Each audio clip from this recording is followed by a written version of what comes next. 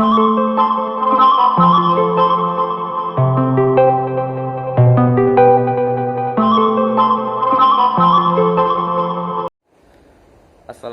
warahmatullahi wabarakatuh.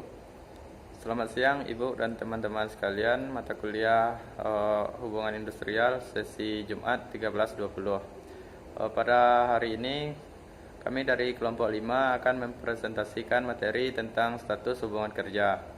Sebelumnya perkenalkan, nama saya Randi dengan NIM 19059099 sebagai moderator, dan anggota saya 1 Maldini dengan NIM 19059088 sebagai pemateri. Yang kedua Naura Nazifah dengan NIM 19059094 sebagai pemateri. Yang ketiga Niken Aprilia Mulyadi dengan NIM 19059096 sebagai pemateri, dan Robi Rahman dengan NIM 19059106 sebagai pemateri.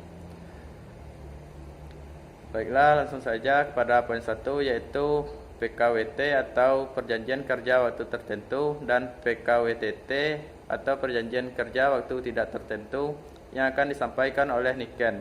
Kepada Niken dipersilakan. Assalamualaikum warahmatullahi wabarakatuh. Terima kasih kepada moderator. Perkenalkan, nama saya Niken Aprilia Mulyadi. Baiklah, di sini saya akan menjelaskan tentang Perjanjian Kerja Waktu Tertentu atau PKWT dan Perjanjian Kerja Waktu Tidak Tentu atau PKWTT. PKWT disebut juga sebagai pekerja kontrak. Ada beberapa ketentuan dari PKWT. Yang pertama yaitu sekali selesai atau bersifat sementara. Yang kedua, selesai paling lama 3 bulan. Yang ketiga, bersifat musiman. Yang keempat, berhubungan dengan produk baru, kegiatan baru, produk tambahan yang sedang dalam masa percobaan. Masa perpanjangan dan pembaruan PKWT. Masa perpanjangan PKWT. PKWT dapat diperpanjang 1 kali untuk jangka waktu paling lama 1 tahun. Perpanjangan didahului pemberitahuan 7 hari sebelum dilakukannya perpanjangan PKWT. Yang kedua, pembaruan PKWT. Pembaruan akan dilakukan setelah berakhirnya PKWT yang lama. Pembaruan dilakukan hanya 1 kali dalam waktu paling lama 2 tahun. Pembaruan dilakukan 30 hari setelah berakhirnya PKWT yang lama. Dasar hukum PKWT. Dasar hukum PKWT adalah Pasal 59 Undang-Undang Ketenagakerjaan dan Keputusan Menteri Tenaga Kerja Nomor 100 Tahun 2004 yang menyebutkan bahwa PKWT hanya dapat dibuat untuk pekerjaan tertentu yang menurut jenis dan sifat atau kegiatan pekerjaannya akan berakhir dalam waktu tertentu. Ada juga PKWT untuk pekerja musiman, yaitu pekerjaan yang pelaksanaannya tergantung pada musim atau cuaca. Pekerjaan yang hanya dapat dilakukan untuk jenis pekerjaan musim tertentu.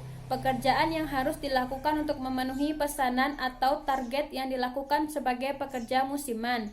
Pekerjaan musiman dilakukan untuk pekerja yang melakukan kegiatan tambahan, sehingga pekerja musiman harus membuat daftar nama pekerja yang melakukan kegiatan tambahan.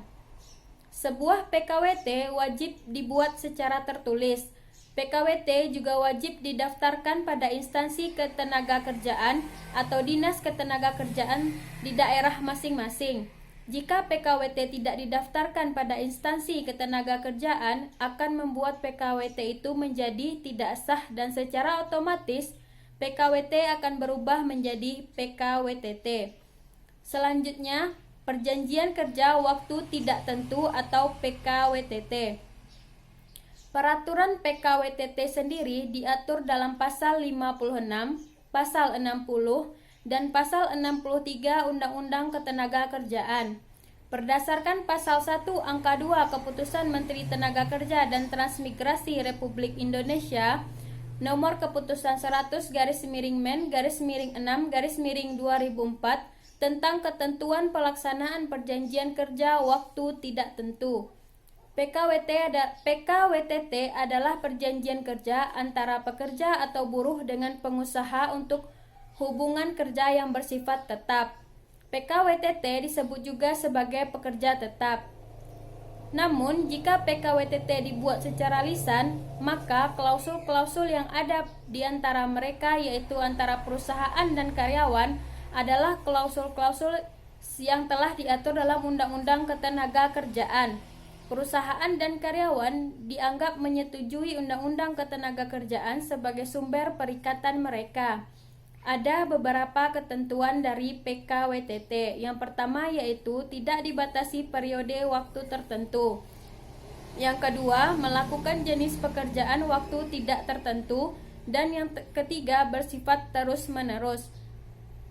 Selanjutnya, masa percobaan dan masa akhir dari PKWTT. Yang pertama, masa percobaan PKWTT. PKWTT boleh dikenai masa percobaan yang lamanya maksimal 3 bulan. Hal yang perlu dicermati oleh manajemen sumber daya manusia atau Departemen Sumber Daya Manusia adalah selama masa percobaan tersebut, pekerja tidak boleh digaji di bawah upah minimum yang telah ditetapkan oleh pemerintah. Hal tersebut dilandasi oleh pasal 60 Undang-Undang Ketenagakerjaan. Selanjutnya, masa akhir periode PKWTT. Bagi pekerja PKWTT, masa kontrak atau hubungan kerja berakhir pada masa pensiun, meninggal dunia, resign, putusan dari pengadilan atau lembaga penyelesaian perselisihan hubungan industrial yang mempunyai kekuatan hukum yang tetap, atau adanya keadaan atau kejadian tertentu yang dicantumkan dalam perjanjian kerja atau peraturan perusahaan atau perjanjian kerja bersama yang dapat menyebabkan berakhirnya perjanjian kerja. Baiklah, itulah penjelasan saya tentang PKWTT dan PKWT. Saya kembalikan kepada moderator. Terima kasih kepada Niken. Materi selanjutnya yaitu tentang harian atau lepas yang akan disampaikan oleh Naura Nazibah. Kepada Naura dipersilahkan. Baik, terima kasih kepada moderator. Selanjutnya saya akan melanjutkan materi tentang perjanjian kerja harian. Perjanjian kerja harian atau lepas adalah untuk pekerjaan-pekerjaan tertentu yang berubah-ubah dalam hal waktu dan volume pekerjaan serta upah didasarkan pada kehadiran. Memperkerjakan pekerja harian lepas tidak bisa dilakukan secara terus-menerus. Terdapat batas waktu yang mengatur yaitu maksimal 21 hari dalam 1 bulan. Jika pelaksanaan 21 hari atau lebih selama 3 bulan berturut-turut, maka status pekerjaan berubah menjadi karyawan tetap. Selanjutnya itu saya akan membahas tentang syarat-syarat pekerjaan harian lepas. Yang pertama yaitu perjanjian kerja harian lepas sebagaimana dimaksud dilakukan dengan ketentuan-ketentuan pekerja atau buruh bekerja kurang dari 21 hari dalam 1 bulan. Yang kedua yaitu dalam hal pekerja atau buruh bekerja 21 hari atau lebih selama 3 bulan berturut-turut atau lebih, maka perjanjian kerja harian lepas berubah menjadi PKWTT. Yang ketiga yaitu perjanjian kerja harian lepas yang memenuhi ketentuan sebagaimana dikecualikan dari ketentuan jangka waktu PKWT adalah umumnya. Yang keempat yaitu pengusaha yang mempekerjakan pekerja atau buruh pada pekerjaan sebagaimana dimaksud wajib membuat perjanjian kerja harian lepas secara tertulis dengan para pekerja atau buruh. Perjanjian kerja harian lepas sebagaimana dimaksud dapat dibuat berupa daftar pekerja atau buruh yang melakukan pekerjaan. Selanjutnya saya akan membahas tentang perhitungan upah buruh harian dan perhitungan pajaknya. Yang pertama yaitu perhitungan upah buruh harian. Upah pekerja harian lepas dapat ditetapkan berdasarkan 2 skema, yaitu berdasarkan waktu dan yang kedua itu berdasarkan hasil. Upah yang dibayarkan berdasarkan waktu ditentukan dari jumlah hari kehadiran karyawan di kantor. Yang pertama yaitu bagi perusahaan dengan sistem kerja 6 hari dalam seminggu, maka upah bulanannya itu dibagi 25. Yang kedua yaitu bagi perusahaan dengan skema kerja 5 hari dalam seminggu, maka upah bulanannya itu dibagi menjadi 21. Untuk skema upah berdasarkan hasil, maka besarnya upah yang diterima oleh pekerja harian lepas tergantung pada volume pekerjaan yang telah diselesaikan pada satu hari. Dasar penetapan upah harian tergantung pada kebijakan perusahaan. Bisa jadi setiap perusahaan memiliki nilai upah yang berbeda. Tidak hanya volume pekerjaan, kehadiran karyawan juga bisa menjadi pertimbangan dalam besaran upah yang diterimanya. Yang kedua yaitu saya akan membahas tentang perhitungan pajak buruh tenaga harian lepas. Berdasarkan aturan perpajakan yang berlaku, pajak penghasilan diberikan kepada minimal berpenghasilan 4.500.000 per bulannya. Artinya, jika tenaga harian lepas memiliki penghasilan di bawah 4.500.000 dalam 1 bulan, maka dibebaskan dari pembayaran pajak penghasilan. Pembebasan pajak penghasilan juga berlaku bagi pekerja harian lepas yang berhak atas upah tidak lebih dari 300.000 per hari. Pajak akan kembali berlaku bagi karyawan yang memiliki upah di atas 450.000 per hari. Jika pekerja lepas memiliki penghasilan kumulatif lebih dari 4.500.000 per bulannya, maka jumlah akan dikurangi dari penghasilan kotor. Sekian materi dari saya. Dilanjutkan kepada moderator. Terima kasih kepada Naura. Materi selanjutnya tentang outsourcing yang akan disampaikan oleh Maldini. Kepada Maldini dipersilakan. Baik, terima kasih kepada moderator. Saya Maldini akan menyampaikan materi selanjutnya yaitu mengenai outsourcing. Yang pertama yaitu pengertian outsourcing. Istilah outsourcing artinya adalah kontrak. Secara umum pengertian outsourcing adalah penyerahan tanggung jawab kegiatan perusahaan kepada pihak ketiga sebagai pengawas pelayanan yang telah disepakati penyerahan kegiatan ataupun pelayanan kepada pihak lain dengan tujuan untuk mendapatkan tenaga kerja ahli serta meningkatkan efisiensi dan efektivitas perusahaan.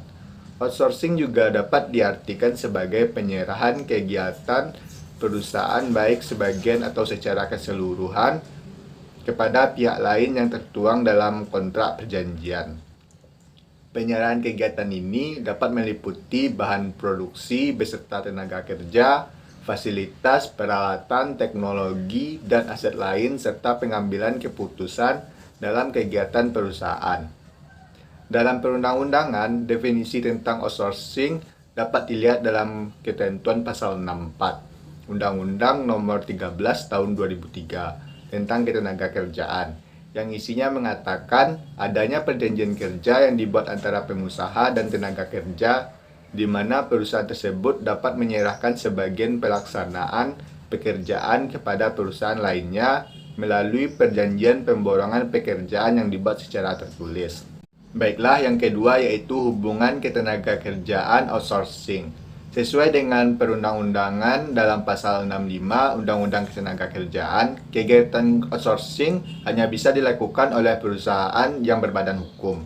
Pekerjaan outsourcing hanya mempunyai hubungan kerja dengan perusahaan outsourcing, bukan perusahaan pemberi kerja. Hubungan antara outsource dengan karyawannya dilakukan melalui perjanjian seperti dalam UU Ketenagakerjaan pasal 65 ayat 5 yang isinya perlindungan kerja dan syarat-syarat kerja bagi pekerja atau buruh sekurang-kurangnya sama dengan perlindungan kerja dan syarat-syarat kerja di perusahaan pemberi kerja atau sesuai perundang-undangan, dan ayat 6 yang isinya hubungan kerja sebagaimana dimaksud dalam ayat 1 diatur dalam kerja secara tertulis antara perusahaan lain atau perusahaan outsourcing dan karyawan yang dipekerjakannya. Selanjutnya yang ketiga yaitu manfaat outsourcing. Ada beberapa manfaat outsourcing bagi pemerintahan, bagi masyarakat, bagi pekerja dan juga perusahaan.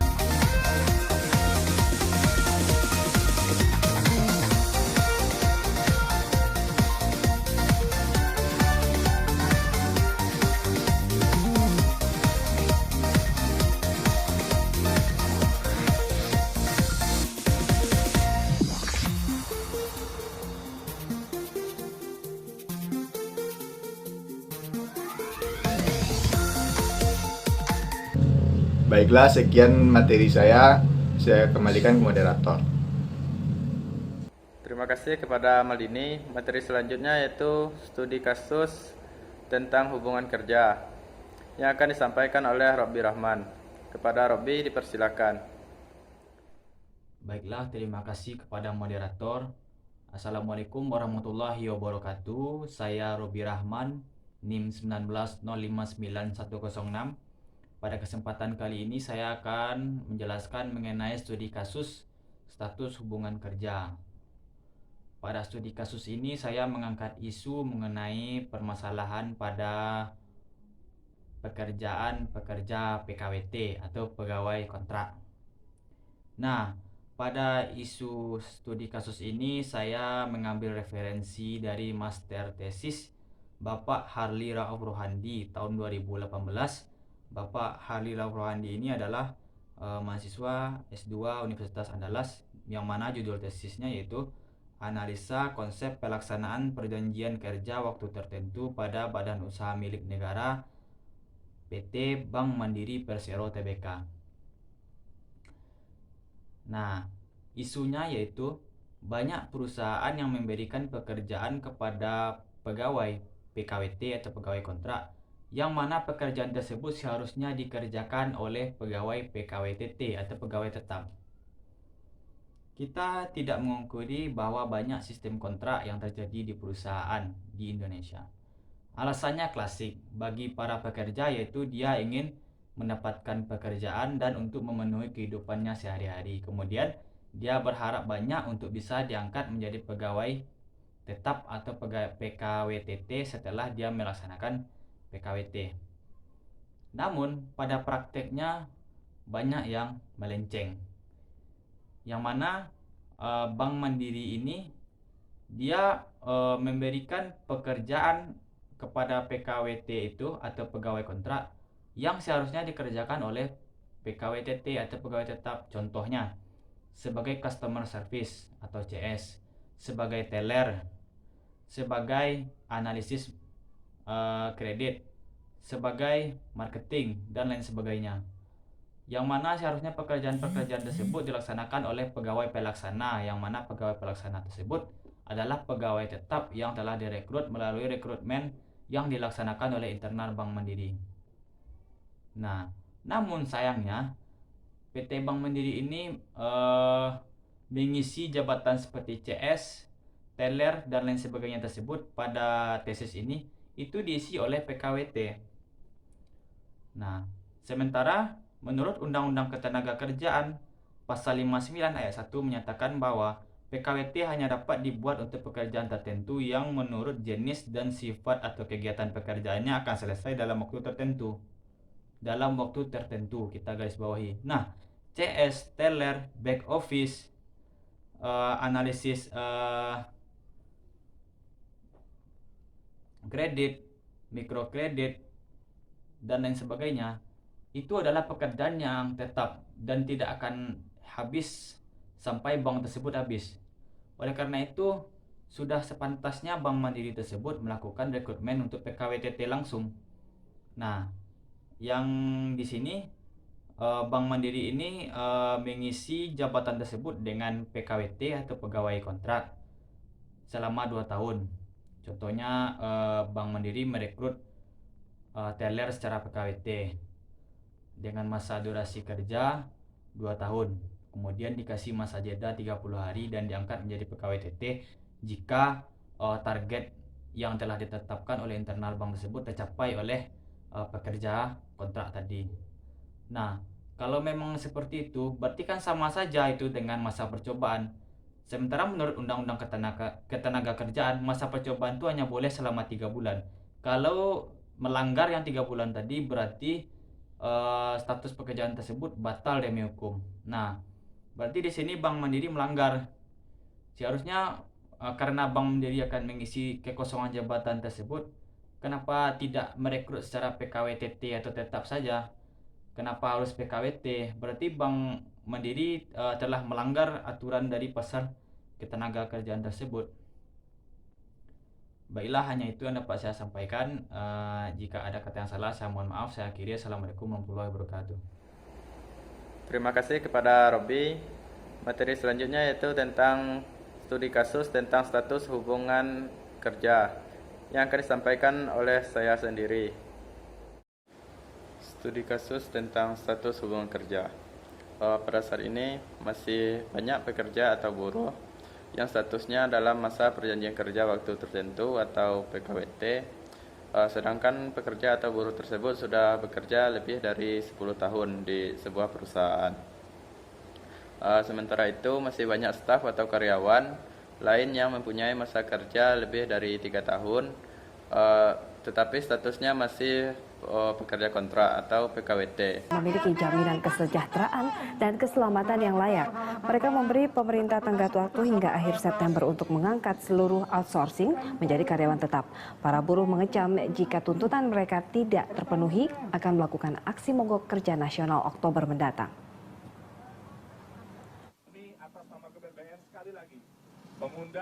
Mengingatkan kembali kepada Menek BUMN bahwasanya mereka harus selesai akhir September ini. Mereka harus menyelesaikan pengangkatan seluruh pekerja OS di BUMN akhir September ini. Kami siap melakukan aksi-aksi lanjutan yang lebih berat dan melibatkan hampir seluruh kawan-kawan kami di OS BUMN.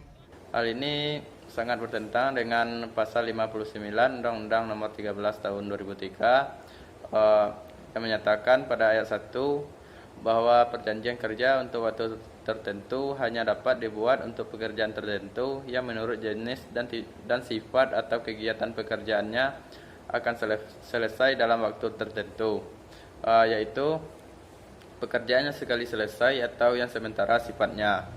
Pekerjaan yang diperkirakan penyelesaiannya dalam waktu yang tidak terlalu lama dan paling lama 3 tahun. Pada ayat 2 menyatakan bahwa pekerjaan waktu tertentu tidak dapat diadakan untuk pekerjaan yang bersifat tetap. Pada ayat 4 menyatakan bahwa perjanjian kerja waktu tertentu yang didasarkan atas jangka waktu tertentu dapat diadakan untuk paling lama 2 tahun dan hanya boleh diperpanjang 1 kali untuk jangka paling lama 1 tahun. Dan pada ayat 6 menyatakan bahwa pembaruan perjanjian kerja waktu tertentu hanya dapat diadakan setelah melebihi masa tenggang waktu 30 hari berakhirnya perjanjian kerja waktu tertentu yang lama. Pembaharuan perjanjian kerja waktu tertentu ini hanya boleh dilakukan 1 kali dan paling lama 2 tahun. Kasus tersebut tentunya sangat merugikan pekerja atau buruh karena mereka sudah bekerja lebih dari 3 tahun tetapi statusnya masih pekerja kontrak. Belum diberi kepastian sebagai pekerja tetap. Sekian penjelasan dari saya kembalikan. Kesimpulan dari materi hari ini yaitu hubungan kerja adalah hubungan antara pengusaha dengan pekerja atau buruh berdasarkan perjanjian kerja yang mempunyai unsur pekerjaan, upah, dan perintah. Dari pengertian hubungan kerja tersebut dapat disimpulkan bahwa hubungan kerja sebagai bentuk hubungan hukum lahir atau tercipta setelah adanya perjanjian kerja antara pekerja dengan pengusaha. PKWT adalah perjanjian kerja antara pekerja atau buruh dengan pengusaha yang hanya dibuat untuk pekerjaan tertentu yang menurut jenis dan sifat atau kegiatan pekerjaannya akan selesai dalam waktu tertentu.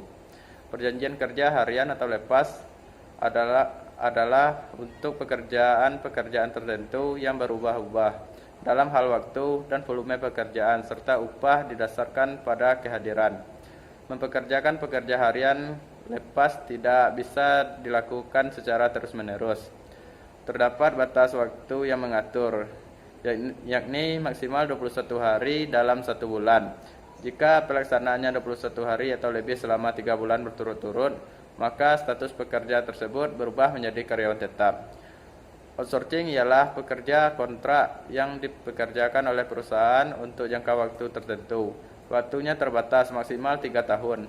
Bagi pihak perusahaan, tenaga kerja outsourcing dinilai sangat menguntungkan. Perusahaan tidak repot melakukan perekrutan karyawan yang tentu saja menghabiskan waktu, tenaga, dan biaya. Sekian hasil presentasi dari kelompok 5. Jika ada kesalahan dan kekurangan kami mohon maaf. Terima kasih atas perhatian Ibu dan teman-teman sekalian. Saya sudahi dengan Assalamualaikum warahmatullahi wabarakatuh.